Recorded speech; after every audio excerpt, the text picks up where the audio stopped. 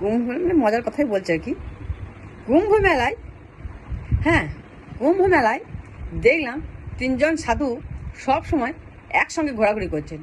কৌতূহলবশত আমি তাদেরকে জিজ্ঞাসা করলাম, আপনারা কি একসঙ্গে সাধু হয়েছেন? হ্যাঁ, ওনারা বললেন হ্যাঁ। আমি জিজ্ঞাসা করলাম সাধু হবার আগে আপনারা কি করতেন? ওনারা বললেন আমরা ভাইরা ভাই ছিলাম। আবার কি বলুন তো, মানে কুম্ভ মেলায় সবাই বলছে না যে স্নান করলে পাপ ধুয়ে যাবে। জরুরি নয় যে আপনাকে মহাকুম্ভে গিয়ে পাপ ধুয়ে দিতে হবে। সরল মনে বউকে সব বলুন, দেখুন আপনার বউ আপনাকে সুন্দর করে ধুয়ে দেবে।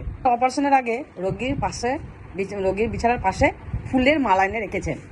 রোগী ফুলের মালা দিয়ে কি হবে স্যার? চিকিৎসক বলছে আসলে এটা আমার জীবনের প্রথম অপারেশন। যদি সফল হয় তাহলে এই মালা আমার, আর যদি না হয় তাহলে এটা তোমার। মরার আগে এক উকিলকে ডেকে এনে বলল, আমার যা কিছু আছে আমি মরে যাওয়ার পরে সব কিছু অনাথ আশ্রমের নামে করে দিতে চাই। উকিল শুনে বলছে এটা খুব ভালো কথা, তাহলে বলুন আপনার কি কি আছে? মন্টু তখন বলছে আমার একটা বউ আর দুটো বাচ্চা। উকিল তো কথা শুনি বেহুশ হয়ে গেল।